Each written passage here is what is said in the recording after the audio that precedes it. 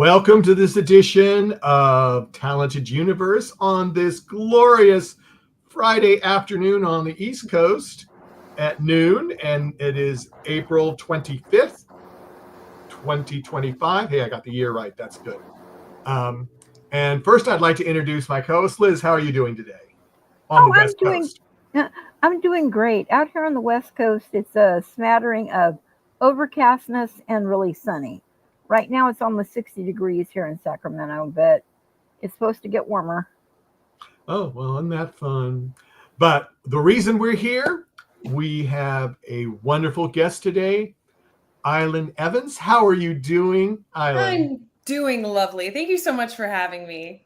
Yeah, and you were one of the people that we asked, but you have done so many other things besides vertical dramas.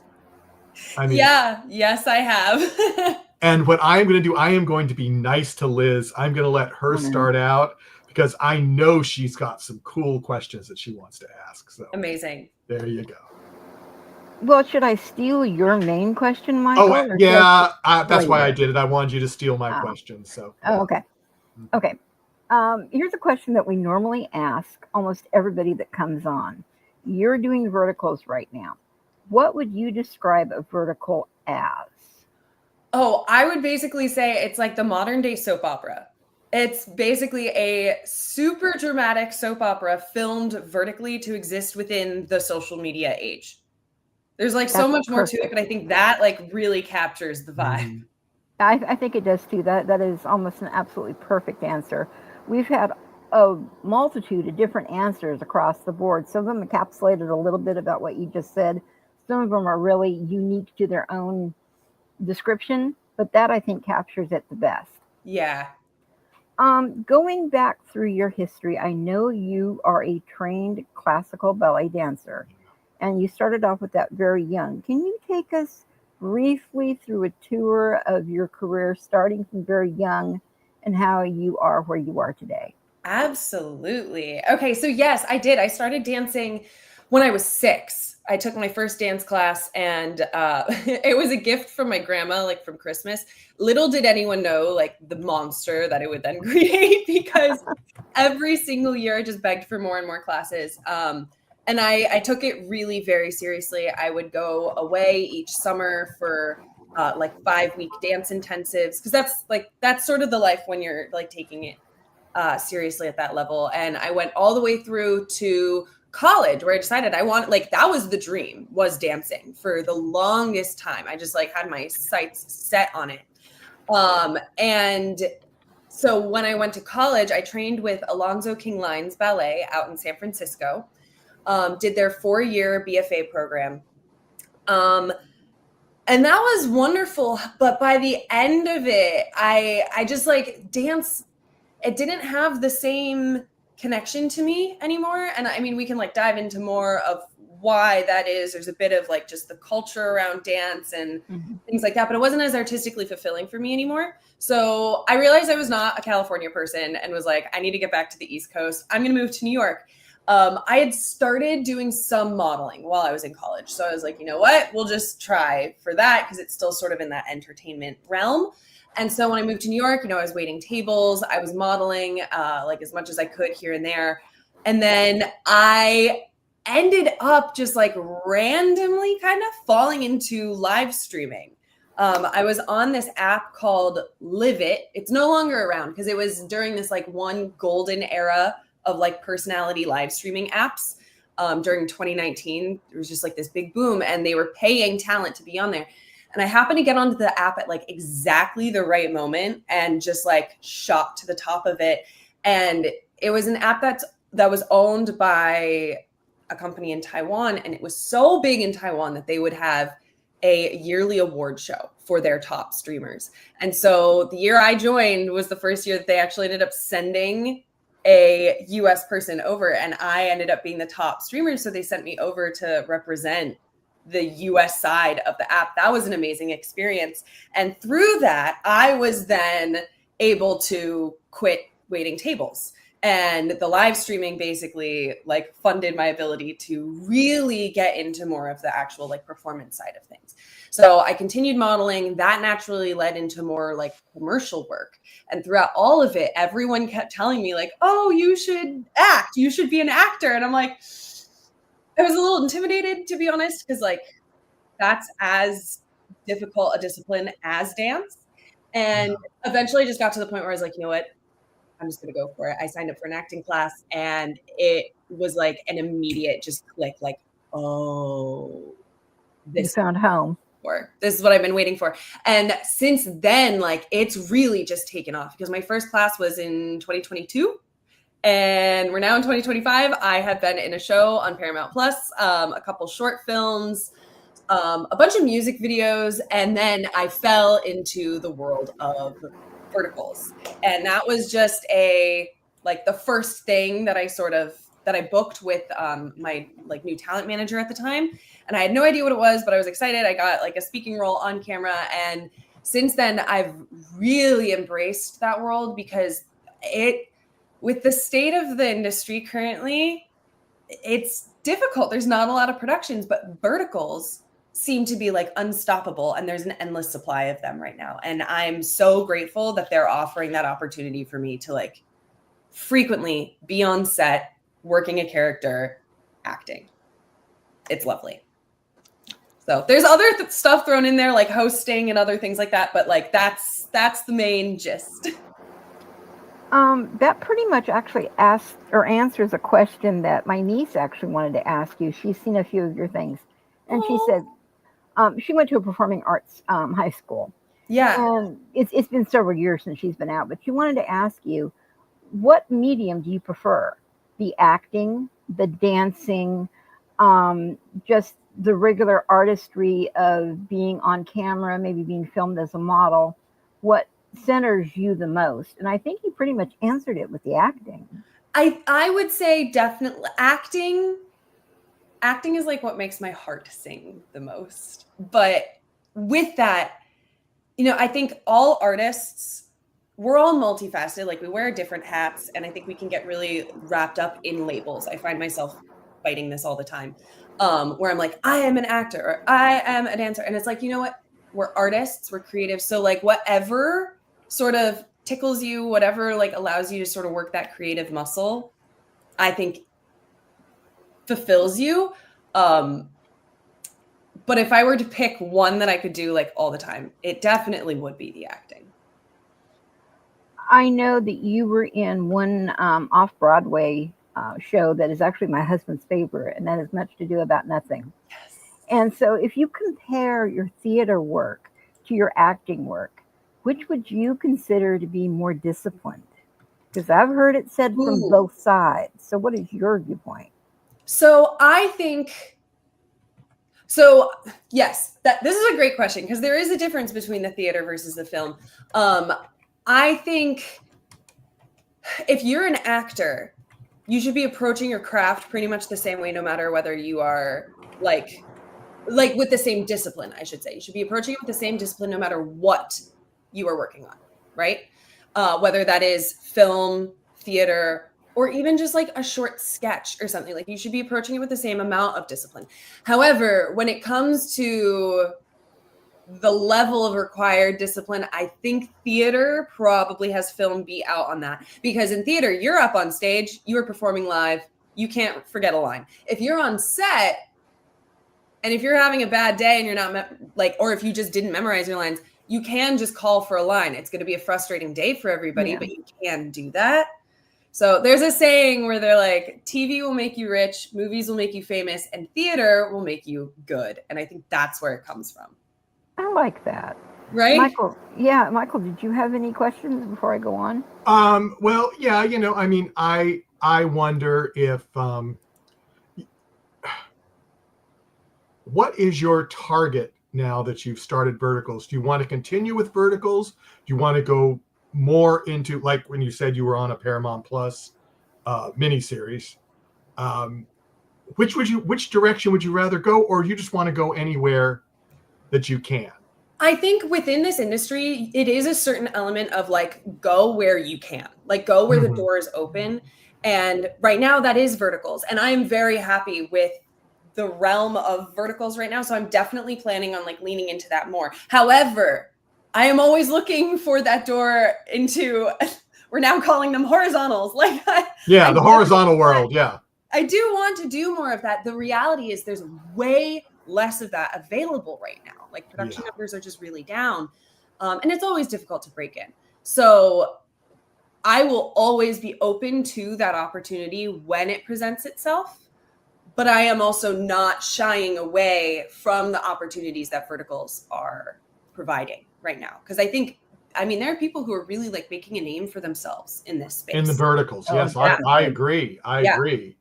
And I mean, it's from what I can figure out, it's really only been in the US about 18 months. I think it started in 2023. Yeah.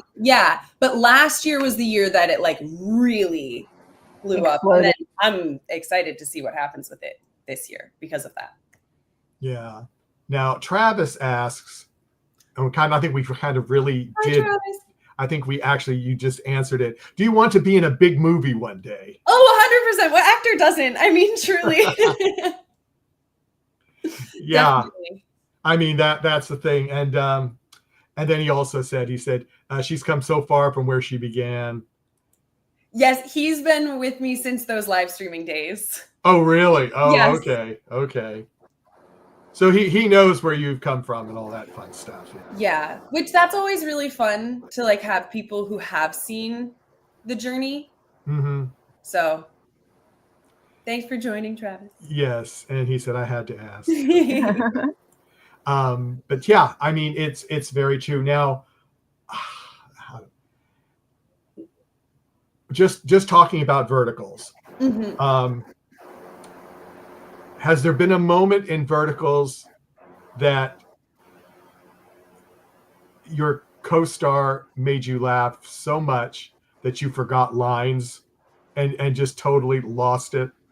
Totally. Actually, on the last one that I just finished filming in Atlanta, I wish I could give you more details, but I know you can't. That's okay. Yeah, they're strict. I know. But no, my co-star in this last one, we worked together so well. And to be honest, like we worked together really, really well. And normally we're not breaking and we're like really getting through some like tough lines. Yeah.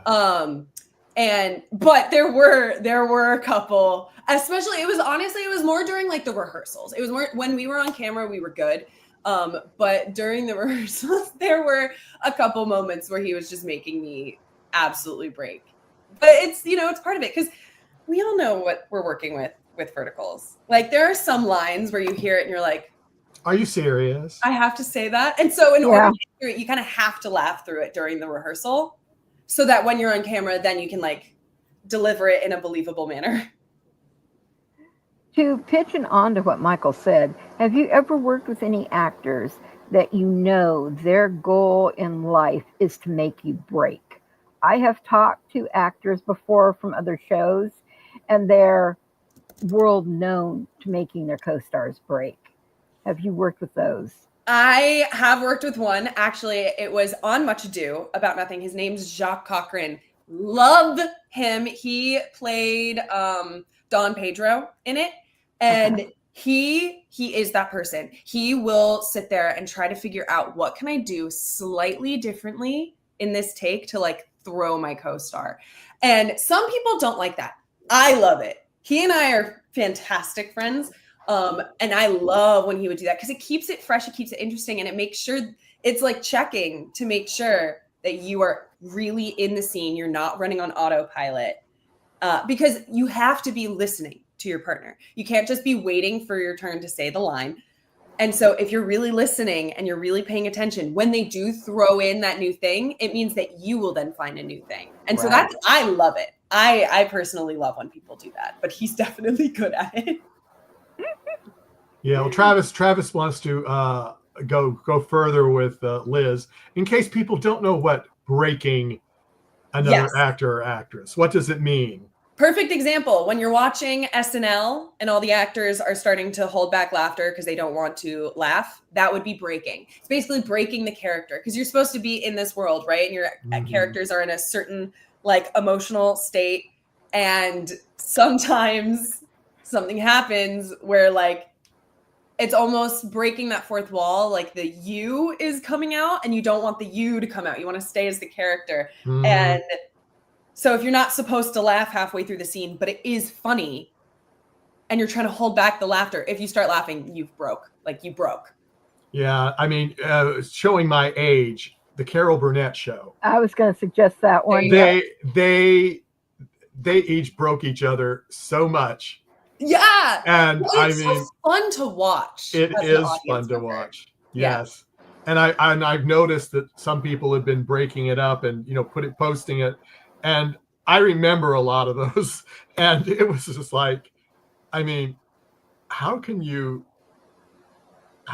be like that? But I guess it's probably because rehearsals, they did what I've read, that sometimes the actors would change what they say when it was live and on and filming it. So they would be expecting something and then it would be something totally different and they couldn't handle it because they hadn't gotten the giggles out already. Yeah, or sometimes you just have the giggles and it's tough. Like sometimes it just hits and you're like, I'm trying so hard right now, but everything is just so funny. Also, to answer Travis's next, basically bloopers. Yeah, it's basically like if you break, it's a blooper. Yeah. Yeah, there's the basic bloopers. Yeah, it is bloopers, but some of them, it went out to everybody, and some of those shows back in the way back then were live. So it was, it went out. Exactly. But do you have, let me ask this. Do you have any either dancers, actors that you look up to, that you try to emulate? Ooh.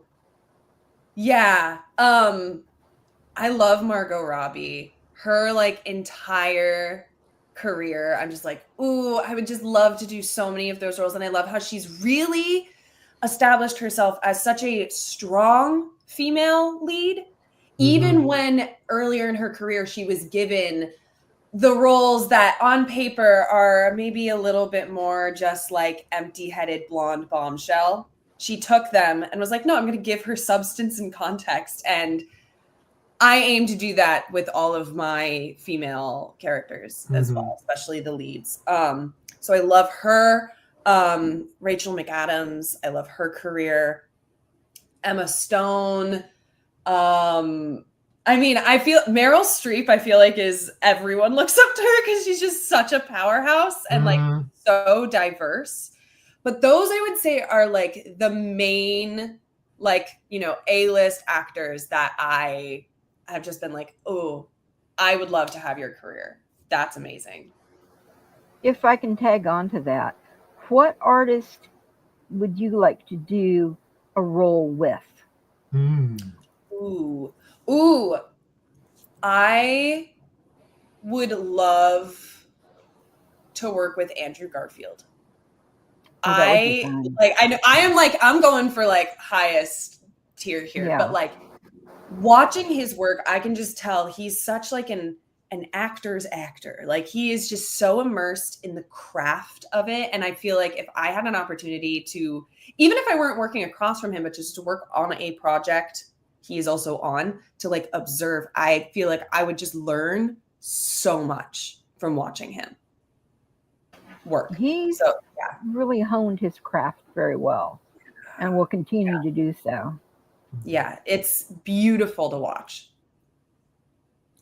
Yeah, I'm looking forward to whatever he does next. I mean, I remember when he did Spider-Man, and I really liked that, but they didn't let him go for very long. But I mean, he brought a new dimension to it, I thought. So no, I've loved everything that he's done. Tick, Tick, Boom is one of my favorite movies, and he just killed it. And he hadn't even like done a real singing anything before that. Yeah. So, and he was just in, what was that newest movie? Something About Time. But with Florence Pugh, I would also love to work with her. That's another actor who I'm just like, you have the craft. Wow. Yeah, that is something. What would you say has been your favorite vertical, if you can say? Oh no, I absolutely the one I just wrapped. Like hands Really? down, like blew all of us out of the water. It like there was something we like found magic somehow. It's so like dramatic, and I'm just really, really, really hoping it comes across in the final edit. Because the nature of these is that because it has to be so fast paced, there's a lot that can kind of get lost in the storytelling of it. Yeah. Versus if it were in the more traditional storytelling format, you allow things to like breathe a little bit more. But there was something about this set, and everyone picked up on it. We were all so sad when it ended. It was just that every single person who showed up on set, every single department came and gave 100% dedication, their absolute best work. And you could tell that it was coming from a place of it's because they just love what they do. Mm-hmm. And it was beautiful. And you said this was in Atlanta? This was in Atlanta. We were filming out on these gorgeous ranches. I don't know if I'm going to say it. I hope I'm allowed to say it. We were filming on the ranch that Tulsa King films on. Oh, Which was really cool. But I mean, that was just like this amazing fantasy world to exist in. And like I said, I can't tell you much, but I can tell you it was like a cowboy world. Ooh, yeah, that sounds interesting. Yeah, I'm so excited. I'm actually wearing my character's like signature necklace right now because it's like a little cowgirl hat, like bolo tie. Okay. I'm like, I loved it so much. I cannot wait for it to come out. Well, hopefully it'll be a few months or less.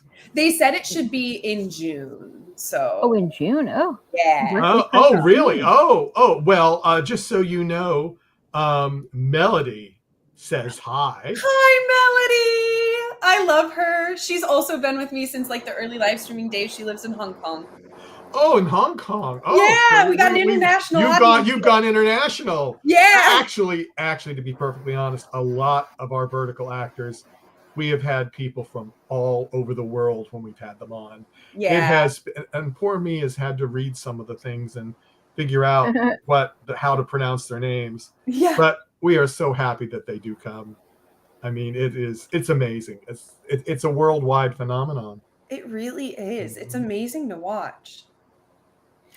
Now, had you watched many verticals before you did one?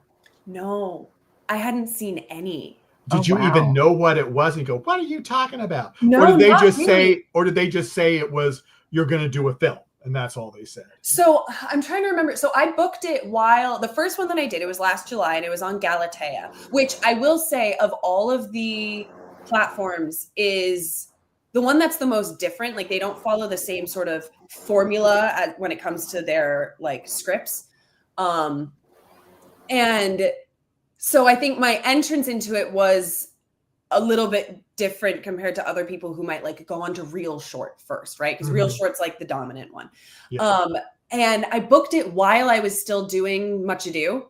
And, oh, really? Oh, okay. Which was amazing because like Much Ado was like really that was like the first real like I can claim I'm an actor kind of moments. And I was going to be so sad. I was like, oh my God, the run is about to end. What am I going to do? And then I booked this job.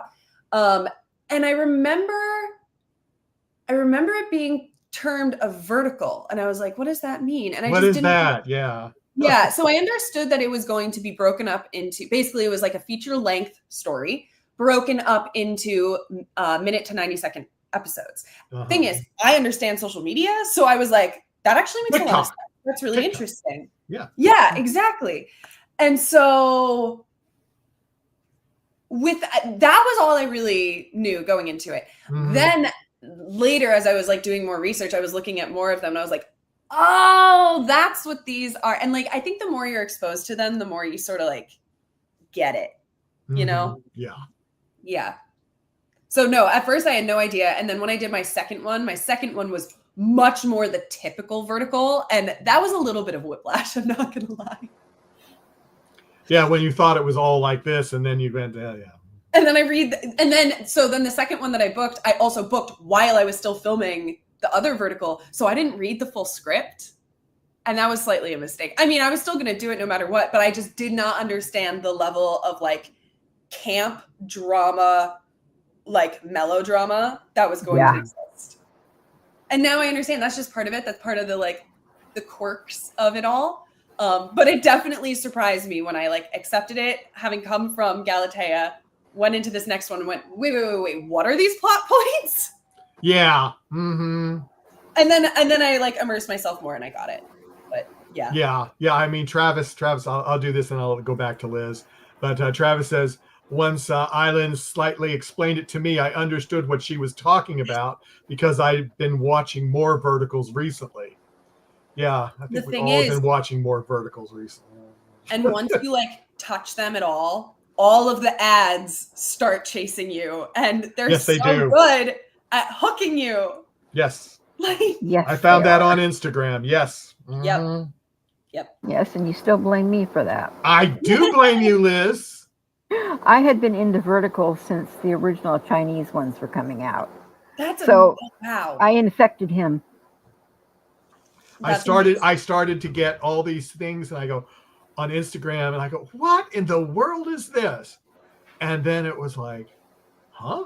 Yeah. But they hook you because they do. Know. And it did. It sucked me in, and I go, "Liz, I'm thinking about doing a new series because we've been doing mostly vocal artists, and so I said, I'm thinking about there's this new thing called I don't remember how I said it, but it's like, and she goes, yeah, I know all about that. And I went, what?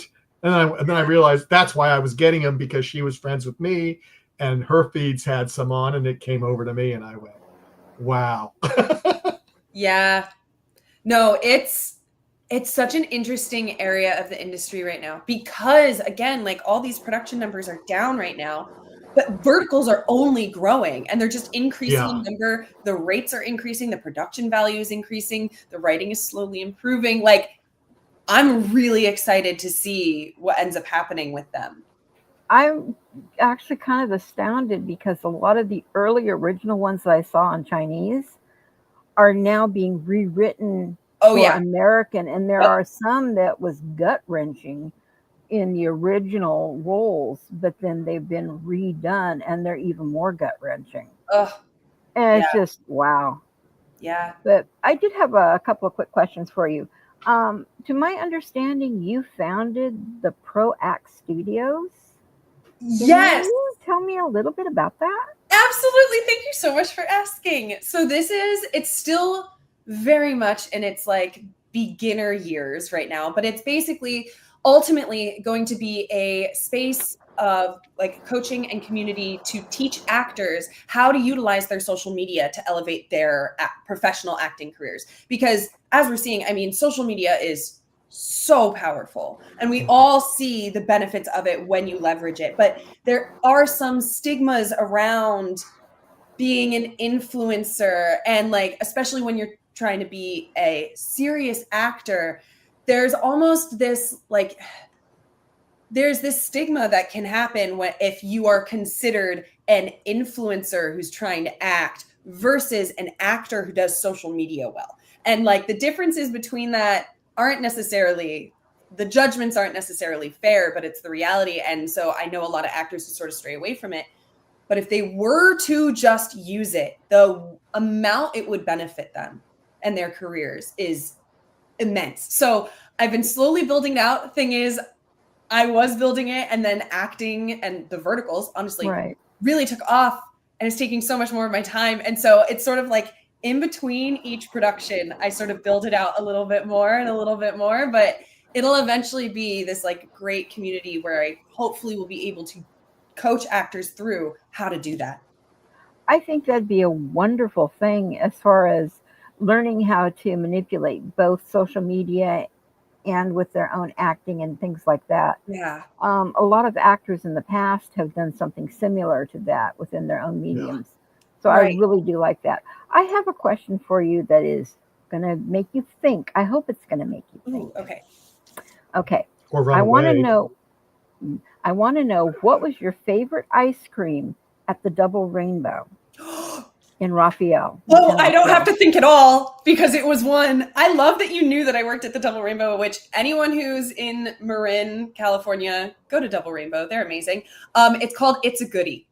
And it was vanilla malt based with chunks of peanut butter, like swirled in, and like chocolate chunks. And it was the best ever.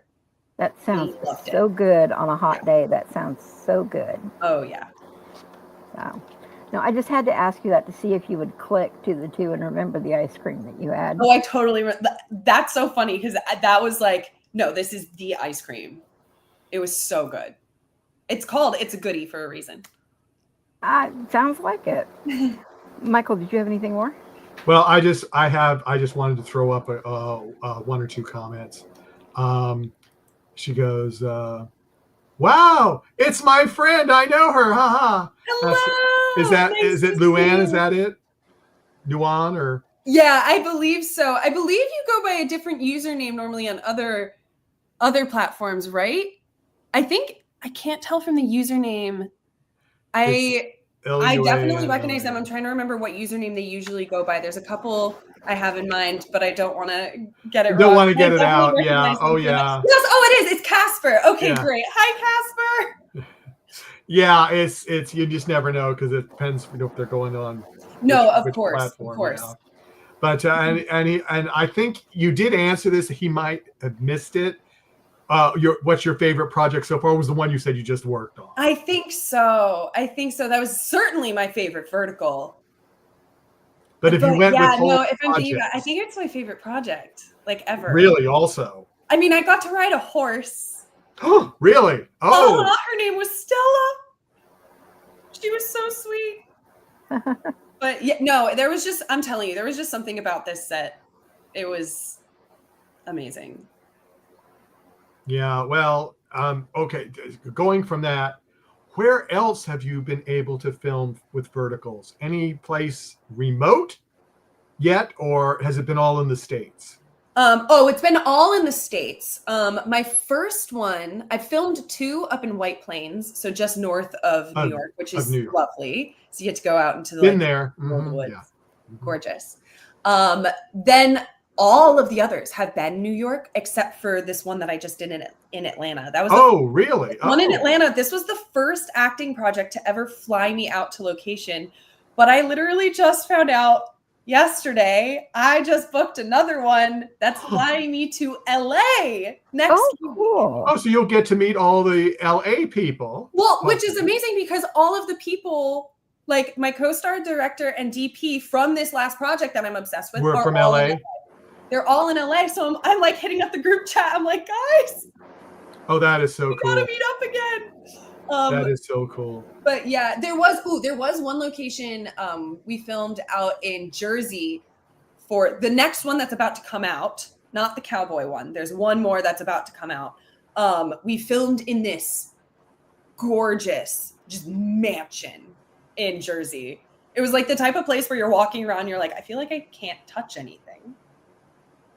It was gorgeous. So that was a pretty cool location. On the beach or just in the ritzy area of New Jersey? Yeah. Like we had to like drive out. It wasn't like we were in Hoboken. Like, yeah, we drove inward a bit, but that was really fun. But then, I mean, Atlanta, we had a couple different locations, but they were all just ranches in Atlanta countryside, and it was gorgeous. Maybe you can get one filmed in Napa Valley and head up this way a little bit more. That would be a really good one, I think. That would be beautiful. I do love Napa because I went to college up in Northern California, so it's so beautiful up there. It is. It's very pretty up here. Yeah. But stay away during the summertime. Oh, sorry. Casper says, what has been your favorite location that you would visit? It sounds like Atlanta's top up there. Yes, if we're going based off of like locations I've visited for projects, probably Atlanta. If we're going based off just like travel, I'd probably say Taiwan. even though I was only there for like 3 days and it wasn't really for tourist stuff. It was beautiful and I loved it. Yeah, and when that format kind of went away, did you miss it, or was there new things that came up that kind of took over? I actually left live streaming before the app closed down. Oh, okay. But it was also like, but I also saw the writing on the wall. Like I saw the direction it was going. All of these apps came in, they were offering like a base rate for streamers on top of then the tips that you would get. But then that base rate went away. All these apps were competing with each other, and I just saw it. And also TikTok came into the picture and was doing exactly what all the other apps were. It's because they stole this one woman who worked at the first app that I was. Of course, on. She was my friend, and she got hired at TikTok to like massively update their TikTok live stream. Once that happened, I went, yeah, that's about to erase everything. And it did. It really did. Yeah. And it did. I had plenty of other stuff starting to happen that I was like, I really need this time to focus on that. And TikTok live streaming does take a lot of energy and time. Yes, it does. Yeah. Yes, it does. I'm sure as you guys know. I know that. Yes. So yeah. Liz, anything else or? No, I just wanted to, she's pretty much covered it, but with you're getting booked with so many verticals coming in, it sounds like you're pretty much able to be self-sufficient, whereas it's not hit or miss. And now you have to go do a bartender job or you have to do a waitressing job in between. You're pretty much self-sufficient across the acting board right now. Would you say that's kind of true with how many? So yeah, I've been self-sufficient, not working as a server since I quit waiting tables when I was live streaming. That was the transition. The funny thing is, my last shift was New Year's going into 2020. And I was like, I'm not a server anymore. And then a couple months later, I was like, no one is. No one is. Yeah, no one's a server right now. We gotta get out. And luckily, the thing I'm doing is virtual. So that was like a weird, synchronicity that happened there. But I've been self-sufficient since then. However, currently, it's becoming a lot easier because honestly, it's like literally since I booked this last job, I am now like starting to get that consistency of like the next one and the next one and the next one, because all of the other people that I've been working with, all the other actors on these verticals, they're like, oh yeah, I'm going to finish this one. I already have the next one lined up, or I already have 2 more lined up. And I'm like, and you were going, I don't have that yet. I want to get to that. But I'm like almost. You're almost there. So it's becoming a lot more easy to self-sustain. Obviously, New York is very, very expensive. So in between, I also do a lot of social media work. So that's like my other source, because you are the second actor or actress from the virtuals that I have talked to that has had that happen. Everybody else is still struggling getting their footing, but there are a few that just have that momentum to constantly keep going and no longer consider themselves a part-time actor or a part-time, whether they are completely, everything is taken care of now, and they consider themselves full-time actors or actresses. I think that's special. Yeah, I would say I consider myself a full-time actor. If I'm being realistic, I think I probably could say I'm a full-time actor since Much Ado, honestly, which was like exactly a year ago. Because from there, I then started hopping from vertical to vertical. And it was like, one a month, maybe one, like a month and a half, but I was still doing other things in between. But now, now it's like really good. It like blows my mind. I'm not going to lie. It happened so quickly. I'm like, I don't want to look directly at it because I don't want to do it. Of everything that you have done, what do you think, and I'm not talking about Atlanta being something special that you've done, I'm talking about meaningful. What do you think was the most meaningful project to you that you have done that might carry forward to other people? That is a fantastic question. Let me think. Because a lot of these, the storylines are very similar. It's all romance related. I would like to do more, like you said, meaningful work. Well, you've done other things other than virtual, so. Yeah. No, I'm thinking through all of the different like jobs that I've done. Yeah, this is a good one. I'm not sure which one is like the highest impact. The thing is sometimes things impact people on a deeper level than you would ever like necessarily realize. But I haven't worked on any projects that really have that like sort of subversive like taking a stand, making a point kind of projects, which I'm certainly craving. I mean, I guess the one that would be the closest to that would be the Paramount show that I did, Mafia Spies. That was based off of that, or not based off of, it was the real story of how the government in the 60s tried to hire the mob. Oh, sorry, not the CIA specifically. Yes. Tried to hire the mob to take out Fidel Castro. And so it's this very interesting story of looking at the government and like secret intelligence and how they were like hiding it from the FBI. And it points an interesting look on the mob compared to corporate, compared to government. And like the uncomfortably close Venn diagram that those share. Lots of in the middle where they all meet and they're the same. Right. Like it really did a great job of highlighting, like, you know what? The mob pretty much does the same thing as a lot of these government agencies.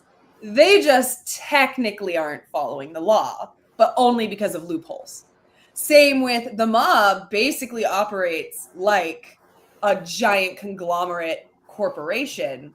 But again, they're just not following strictly the loopholes in the law. And so I think that may be the one that has like the most actual like something to say. Yeah.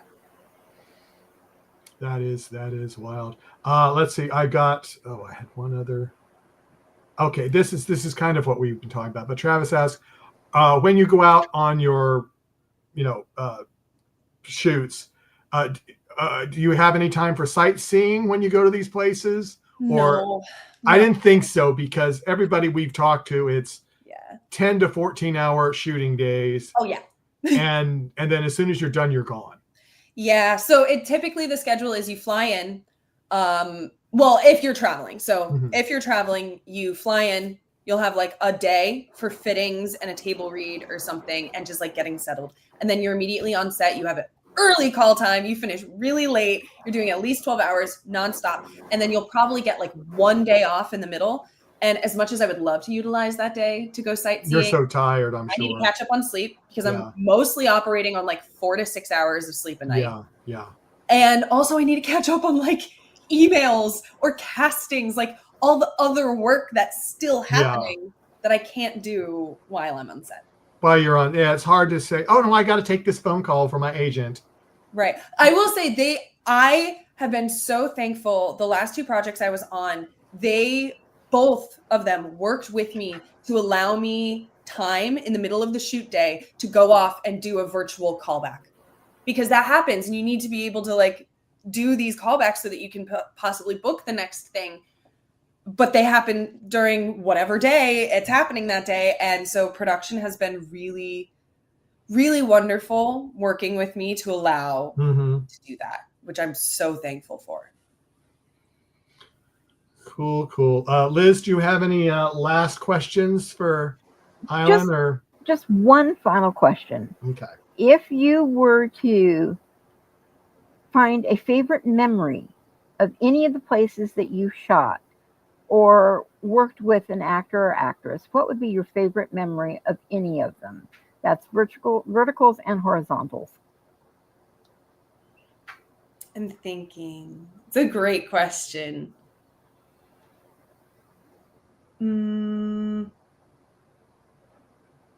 It's gonna be, I like feel like I'm harping on this one project, so maybe it's because it's so fresh in my mind, but like it truly was just so amazing. I would say honestly, there was this one day on this last one where it was the day we were working with the horse.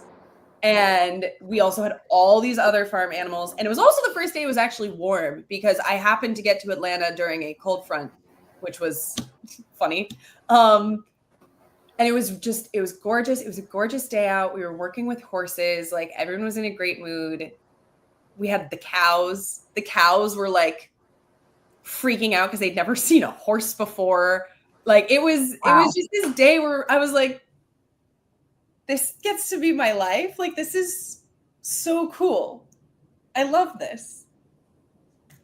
It's nothing like super specific. It's just like, that was my job for the day. Yeah. Is like this piece of heaven. That's kind of cool though. Yeah. That is. And I have one last question for you. Those few times you do have time just to relax and do something that you just like to do to kind of get the mind in Zen mode or whatever, what would that be? It'll depend on like what mood I'm in, but it'll either be like, I like to carve out a little bit of time to read every day. Mm-hmm. I normally can't on set, but like normal days, I like to read. I used to like to game, but my Switch died like 2 months ago and I haven't had a chance to fix it. So I haven't been able to play video games, which makes me sad. Or it's sitting down and like actually getting to watch a movie or a TV show. Cause it's like, that's what I love doing. I love watching them and I don't get enough time. Do you have a favorite TV show you like? I mean, it's always changing. Some absolute favorites lately have been Arcane on Netflix. Blew me away. That was like one of the only shows where as soon as I finished it, I immediately rewatched it because it was so good. Also, Adolescence on Netflix right now, blowing my mind because every single episode is a single take, like one full shot. Oh my goodness. Oh. It blows my mind. And they even like at the end of the second episode, they transition from a walking cam into a drone shot back into a walking cam. And you can't tell, like, that blows my mind because every single episode is basically a play. It's the technical feat. And then the acting is great. And then I'm also really enjoying Righteous Gemstones right now. Though, like, oh, that one's good. That one's really good. Actually, a bunch of the crew I worked with on this last one worked on Righteous Gemstones, and I was like, "What? Oh, that's cool. That's cool. Amazing." Because we were down there. That's where they filmed. Yeah. So yeah, those are the ones that I've been lately because I'm constantly trying to watch new stuff. Okay, I think Travis says he has a question. This will be our last question. We have one last question. One last question. No pressure, Travis. No pressure. Yeah, no pressure. And it's like a 10-second delay, so we have to wait and see if he has to type it and all this fun stuff. Okay. Would you ever be interested in voicing for any anime? I'm surprised. Liz didn't ask this, or something similar. Absolutely. I have actually auditioned for voiceover work for animes. Have you? That's like its own sort of like slightly more specialized area. It is, yes, it is. And I'm still so new to the acting side of it. It's like I'm still sort of learning to navigate the voice acting, but absolutely. I mean, any additional tool you can have in your toolkit benefits you in this industry. Oh, absolutely. Absolutely. And I would love to do voice acting. Yeah. Well, that is cool. And that is good that we, leave us on that note. And Aislinn, thank you so much for joining us. Thank you. It has been an absolute pleasure. Now my voice is starting to go crazy. You're speechless. Well, pretty much, I'll tell you. I mean, you have done so many things.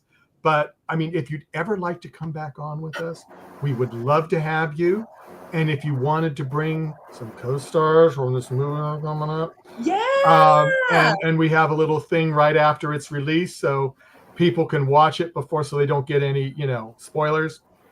We would love to have you. That would be so fun. And I'm sure my co-star on this last one, his name's Travis. Funny Travis. Yeah. Travis in the chat. Not this Travis. Not this Travis, different Travis. I'm sure he would be so down for it. So that would be I'm actually probably going to see him in LA. I will run it past him. You run it past him, yeah. Awesome. Yeah. Yeah. But anyone out there, thank you so much for coming. We try to get, about right now, what do you mean? Yeah, we know it's not you, Travis. He said, it's not me. And I said, yeah, that's what we just did. Yeah, it's when it's delayed. Sometimes you don't get the whole exactly thing. But life is good. So on behalf of the NDB Media Network and especially Talented Universe, thank you everyone for coming. This will be up on our YouTube channel, hopefully forever. So if you missed it live, and you can tell your friends and they can listen to it later.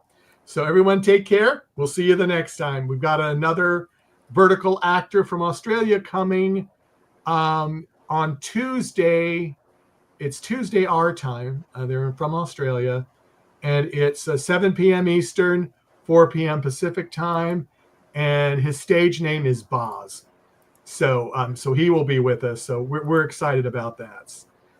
So everyone, take care. We'll see you next time. Bye-bye. Bye.